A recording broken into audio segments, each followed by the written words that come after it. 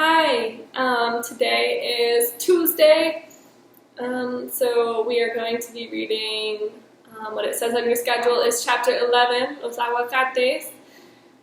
First we're going to think about what happened in chapter 10. Think. So Esperanza got a job. She started working cutting potato eyes with Hortensia and Josefina because Mama was sick. And at the end of the chapter, Mama had to go to the hospital, and she was staying there, and Esperanza went to visit her, and Mama did not even open her eyes. She was too weak, and she was not responding to Esperanza. And Esperanza told her, "Don't worry, Mom, you do not need to work. I will take care of the family right now. You do not worry, you are sick, you need to rest. Do not worry, Mom." So today we are going to see what happened after that. We're reading chapter 11, Los Aguacates. Find it in your packet. You have 5 comprehension questions to go along with this chapter. So as you're listening, have your questions out, ready to answer. I'll give you a second. Why don't you read your questions before we start? Pause the video if you want to do that. Might be helpful so that if you hear an answer to the question, then you can write it down. Okay, I'm going to start now. Los Aguacates. Esperanza's breath made smoky vapors in front of her face as she waited for the truck to take her to tie grapevines. She shifted from foot to foot and clapped her gloved hands together and wondered what was so new about the new year. It already seemed old, with the same routines. She worked during the week. She helped Hortensia cook dinner in the late afternoons. In the evenings, she helped Josefina with the babies and Isabel with her homework. She went to see Mama on Saturdays and Sundays. Huddled in the field near a smudge pot to keep warm, and mentally counted the money she would need to bring Abuelita here. Every other week, with the small amounts she saved, she bought a money order from the market and put it in her bag. She figured that if she kept working until peaches season, she would have enough for Abuelita's travel. Her problem then would be how to reach Abuelita. Remember, Tia Louise is tracking or looking at all of the mail, so she does not want to mail her a letter or a carta because Abuelita cannot get it without Tia Louise seeing it, and they do not want Tia Louise to know where they are. The men went down the rows first, pruning the thick grapevines and leaving a few long branches or canes on each trunk. She followed along with the others and tied the canes on the taut wire that was stretched post to post. Taut means if you had a string, it would be tight, not loose. You pull it tight, taut. She ached from the cold and had to keep moving all day long to stay warm. That night, as she soaked her hands in warm water, she realized that she no longer recognized them as her own hands. They were cut and scarred, swollen and stiff. They looked like the hands of a very old man. "Are you sure this will work?" asked Esperanza, as she watched Hortensia cut a ripe avocado in half. "Of course," said Hortensia, removing the big pit and leaving a hole in the heart of the fruit. She scooped out the pulp, mashed it on a plate, and added some glycerin. Do you know what glycerin is? Do you know what a snow globe is? Where you shake it and the snow goes everywhere. It's like a ball, a globo, and you have snow in it, and glycerin is thick. And you shake it, and the snow flies all around, and there's normally something pretty in the middle. So they added glycerin, the thick liquid, to the aguacate. "You have seen me make this for your mother many times. We are lucky to have the avocados this time of year. Some friends of Josefina brought them from Los Angeles.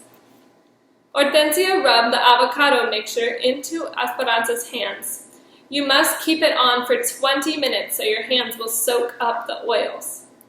Esperanza looked at her hands covered in the greasy green lotion and remembered when Mama used to sit like this after a long day of gardening, or after horseback rides with Papa through the dry, mesquite grasslands.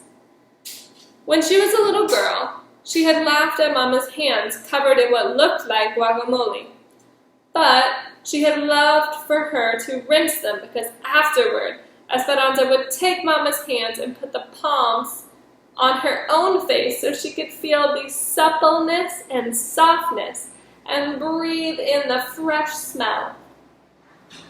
Esperanza was surprised at the simple things she missed about Mama. She missed her way of walking into a room gracefully. She missed watching her hands crocheting, her fingers moving quickly or nimbly. And most of all, she longed for the sound of Mama's strong, assured laughter. She put her hands under the faucet and rinsed off the avocado and patted them dry. They felt better, but still looked red and weathered. She took another avocado, cut it in half, swung the knife into the pit and pulled it from the flesh. She repeated Hortensia's recipe, and as she sat for the second time, with her hands smothered, she realized that it wouldn't matter how much avocado and glycerin she put on them. They would never look like the hands of a wealthy woman from El Rancho de las Rosas, because they were the hands of a poor campesina. What do you think she's finally realizing? That she's not rich? That she doesn't live in a mansion anymore? She doesn't live on a ranch with servants? She's having to work, and there's really difficult things that come with working. Her hands are all cracked and dry, and they hurt. She's realizing her hands will never look like her hands did when she was a rich girl living with servants. It was at the end of grape tying when the doctor stopped Esperanza and Miguel in the hallway of the hospital before they could reach Mama's room. I asked the nurses to alert me when they saw you coming. I'm sorry to tell you that your mother has pneumonia. How can that be? Said Esperanza, her hands beginning to shake as she stared at the doctor. I thought she was getting better. This disease, valley fever, makes the body tired and susceptible to other infections. If you are susceptible to something, it means that thing can happen to you easily. So if you are susceptible to getting sick, you could get sick easily. We are treating her with medications. She is weak. I know this is hard for you, but we'd like to ask that she have no visitors for at least a month, maybe longer. We can't take a chance that she will contract another infection from any outside germs that might be brought in to the hospital. Can I see her just for a few moments? The doctor hesitated, then nodded and walked away. Esperanza hurried to Mama's bed, and Miguel followed. Esperanza couldn't imagine not seeing her for so many weeks. Mama, said Esperanza. Mama slowly opened her eyes and gave Esperanza the smallest smile. She was thin and weak. Her hair was strewn. It means very thin, and it's just kind of everywhere. And her face was so white that it seemed to fade into the sheets, as if she would sink into the bed and disappear forever. Mama looked like a ghost of herself. The doctor said I can't come for a visit for a while. Mama nodded, her eyelids slowly falling back down, as if it had been a burden or difficult to keep them up. Esperanza felt Miguel's hand on her shoulder. Anza, we should go, he said. But Esperanza would not move. She wanted to do something for Mama to help make her feel better. She noticed the brush and hairpins on the bedside table. She carefully rolled Mama on her side and gathered all her hair together. She brushed it and made it into a long braid or trenza. wrapping it around Mama's head, she gently pinned it into place. Remember, this is how Mama used to wear her hair, in a big trenza, and then she would wrap it up and pin it. Then she helped Mama lie on her back, her hair now framing her face against the white linens like a braided halo, like she used to wear it in Aguascalientes. Esperanza bent down close to Mama's ear. "Don't worry, Mama. Remember, I will take care of everything. I am working and I can pay the bills. I love you." Mama said softly, "I love you too." And as Esperanza turned to leave, she heard Mama whisper, "No matter what happens."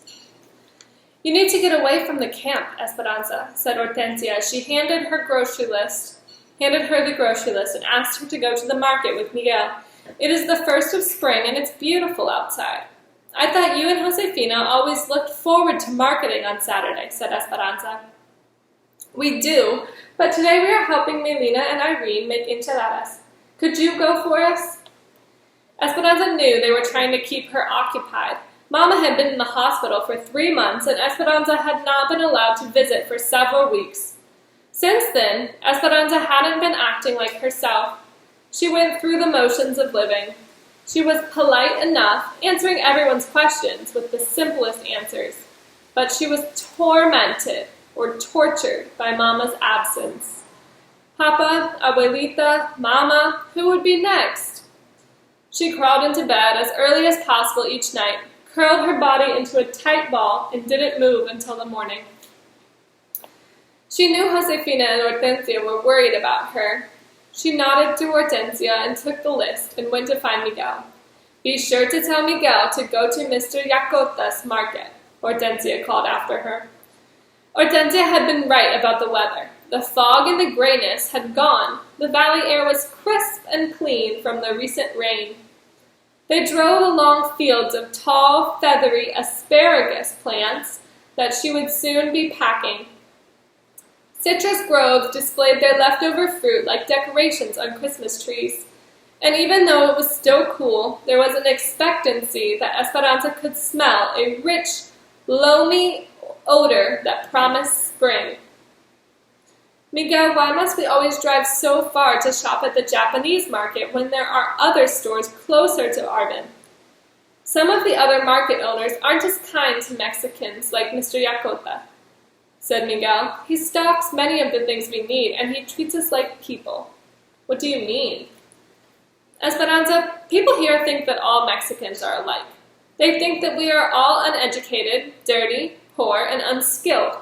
It does not occur to them that many have been trained in professions in Mexico." Esperanza looked down at her clothes. She wore a shirt-waist dress that used to be Mama's, and before that, someone else's. Over the dress was a man's sweater with several buttons missing, which was also too big. She leaned up and looked in the mirror. Her face was tanned from the weeks in the fields, and she had taken to wearing her hair in a long braid like Hortensia's because Mama had been right. It was more practical that way. "Miguel, how could anyone look at me and think I was uneducated?" He smiled at her joke. "The fact remains, Esperanza, that you, for instance, have a better education than most people's children in this country, but no one is likely to recognize that or take the time to learn it. Americans see us as one big brown group who are good for only manual labor. At this market, no one stares at us or treats us like outsiders or calls us dirty greasers. My father says that Mr. Yacota is a very smart businessman. He is getting rich on other people's bad manners." Miguel's explanation was familiar. Esperanza's contact with Americans outside the camp had been limited to the doctor and the nurses at the hospital, but she had heard stories from others about how they were treated. There were special sections at the movie theaters for people who weren't white Americans. In town, parents did not want their children going to the same schools with Mexicans. Living away from town in the company camp had its advantages, she decided. The children all went to school together. White, Mexican, Japanese, Chinese, Filipino. It didn't seem to matter to anyone because they were all poor. Sometimes she felt as if she lived in a cocoon, protected from much of the indignation. Miguel pulled the truck into the parking lot at the market. "I'll meet you. I'm going to talk about railroad jobs with those men gathered on the corner." Esperanza went inside. Mr. Yakota was from Tokyo, and the store had all sorts of Japanese cooking ingredients like seaweed and ginger, and a fresh fish counter with fish that still had their heads. But there were Mexican products too, like masa de harina for tamales, chiles for salsa, and big bags of dried beans for frijoles. There was even cow's intestine in the meat case for menudo, and other specialties like chorizo and pig's feet. Esperanza's favorite part of the store was the ceiling that was crowded with the peculiar combination of Japanese paper lanterns and piñatas shaped like stars and donkeys. There was a small tissue donkey that Esperanza had not noticed before. It was like the one Mama had bought her a few years ago. Esperanza had thought it so cute that she refused to break it, even though it had been filled with sweets. Instead, she hung it in her room above her bed. A clerk walked by, and impulsively she pointed to the miniature piñata. "Por favor," she said, "please." She bought the other things she needed, including another money order. That was one more benefit of Mr. Yakota's market. She could buy money orders there. She was waiting in the truck when Miguel came back. "Another money order? What do you do with them all?" asked Miguel. "I saved them in my bag. They are for such small amounts, but together they'll be enough to someday bring Abuelita here. And the piñata? It's not anyone's birthday. I bought it for Mama. I'm going to ask the nurses to put it near her bed so she'll know that I'm thinking of her. We can stop by the hospital on the way back. Will you cut a hole in the top for me so I can put the caramels inside? The nurses can eat them." Miguel took out his pocket knife and made an opening in the piñata. When Miguel drove, Esperanza began feeding in the caramels. Not far from the main road, they approached an almond grove, the trees flushed with gray-green leaves and white blossoms. Esperanza noticed a girl and a woman walking hand in hand, each with a grocery bag in her arm. She couldn't help but think what a nice scene it made, with the two women framed against so many spring blossoms. Marta recognized one of them. Esperanza recognized one of them. "I think that is Marta." Miguel stopped the truck, then slowly backed up. "We should give her a ride." Esperanza reluctantly nodded, which means she didn't really want to, but she did anyway, remembering the last time they'd given her a lift. But she opened the door. Esperanza and Miguel. "Que buena suerte! What good luck," said Marta. "This is my mother, Ada. Thanks for the ride." Marta's mother had the same short, curly black hair, but hers was sprinkled with gray. Miguel got out and put all the groceries in the truck bed so they could sit in the front. Ada said, "I heard about your mother, and I've been praying for her." Esperanza was surprised and touched. "Thank you, I'm grateful." "Are you coming to our camp?" asked Miguel. "No," said Marta. "As you probably know, I'm not welcome there. We're going a mile or so up the road to the strikers' farm. We were tossed out of the migrant workers' camp, and were told either to go back to work or leave, so we left. We aren't going to work under those disgusting conditions, and for those pitiful wages." Ada was quiet and nodded when Marta talked about the strike. Esperanza felt a twinge of envy when she noticed that Marta never let go of her mother's hand. "There are hundreds of us together at this farm, but thousands around the county, and more people join our cause every day. You are new here, but in time you'll understand what we're trying to change. Turn left," she said, pointing to a dirt road rutted with tire marks. Miguel turned down the path bordered in cotton fields. Finally, they reached several acres of land surrounded by chain-link fencing and barbed wire. Its single opening guarded by several men wearing armbands. "Aquí," said Ada. "What are the guards for?" asked Esperanza. "They're for protection," said Marta. "The farmer who owns the land is sympathetic to us, but a lot of people don't like the strikers causing trouble. We've had threats. The men take turns at the entrance." Miguel pulled the truck to the side of the road and stopped. There were only 10 wooden toilet stalls for hundreds of people, and Esperanza could smell the effects from the truck. Some people lived in tents, but others had only burlap bags stretched between the poles. Some were living in their cars or old trucks. Mattresses were on the ground, where people and dogs rested. A goat was tied to a tree. There was a long pipe that laid on top of the ground, and a line of water spigots sticking up from it. A water spigot is a llave that you turn on like outside or your sink. And a line, near each spigot or llave were pots and pans and campfire rings, the makings of outdoor kitchens. In a ditch or a hole, women were washing clothes and children were bathing at the same time. Clotheslines ran everywhere. It was a great jumble of humanity and confusion. Esperanza could not stop looking. She felt hypnotized by Marta and her mother. She felt hypnotized by the confidence of Marta, and her mother didn't seem the least bit embarrassed. "Home sweet home," said Marta. They all climbed out of the truck, but before Marta and Ada could receive their groceries, a campesino family coming from the opposite direction approached them. The children were dirty and skinny, and the mother held an infant who was crying. "Do you have food so that I can feed my family?" said the father. "We were thrown out of our camp because I was striking. My family has not eaten in 2 days. There are too many people coming into the valley each day who will work for pennies. Yesterday I worked all day and made less than 50 cents. I could not buy food for 1 day with that. I was hoping that here, with others who have been through the same—" "You are welcome here," said Ada. Esperanza reached into the bed of the truck and opened the large bag of beans. "Hand me your hat, senor." The man handed over his large sun hat, and she filled it with dried beans and gave it back to them. "Gracias, gracias," he said. Esperanza looked at the 2 older children, their eyes watery and vacant. She lifted the piñata and held it out to them. They said nothing but hurried toward her and took it, and ran back to their family. Marta looked at her.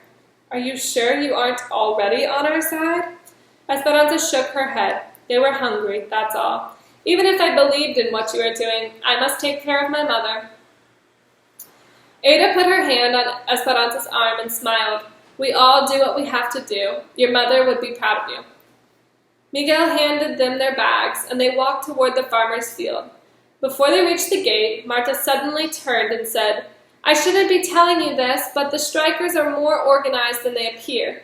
In a few weeks, during asparagus, things are going to happen all over the county. We're going to shut down everything, the fields, the sheds, the railroad. If you have not joined us by then, be very careful." Then she hurried to catch up with her mother. As Miguel and Esperanza rode back to Arbin, neither of them said a word for many miles. Marta's threat and the guilt of having a job weighed heavily on Esperanza's mind. "Do you think they are right?" she asked. "I don't know," said Miguel. "What the man said is true. I have heard that there will be 10 times the people here looking for jobs in the next few months, from Oklahoma, Arkansas, Texas, and other places too, and that they are poor people like us who need to feed their families too. If so many come and are willing to work for pennies, what will happen to us? But until then, with so many joining the strikes, I might be able to get a job at the railroad." Esperanza's mind wrestled with Miguel's words. For him, the strike was an opportunity to work at the job he loved and to make it in this country, but for her, it was a threat to her finances, Abuelita's arrival, and Mama's recuperation or recovery. Then there was the matter of her own safety. She thought of Mama and Abuelita, and she knew there was only one thing for her to do. Esperanza studied her hands a few nights later as she walked toward the cabin and hoped Hortensia had a few more avocados. It was later than usual. She had been weeding asparagus in a far field, so she had been the last one on the truck. When she arrived at the cabin, everyone was crowded around the small table. There were fresh tortillas on a plate, and Hortensia was stirring a pan of machaca, scrambled eggs with shredded meat, onions, and peppers. It was Miguel's favorite, but they usually ate it for breakfast. "What is the occasion?" asked Esperanza. "I got a job in the machine shop at the railroad." "Oh, Miguel, that's good news." "So many railroad workers have joined the strikers. I know it might be temporary, but if I do a good job, maybe they will keep me." "That is right," said Alfonso. "You do good work. They will see it. They will keep you." Esperanza sat down and listened to Miguel tell the others about the job, but she wasn't hearing his words. She was seeing his eyes, dancing like Papa's when he used to talk about the land. She watched Miguel's animated face, thinking that at last his dreams were coming true. All right, so that's the end of that chapter. You have 5 comprehension questions, so answer those, and we will be back reading another chapter in a couple of days. See you guys later.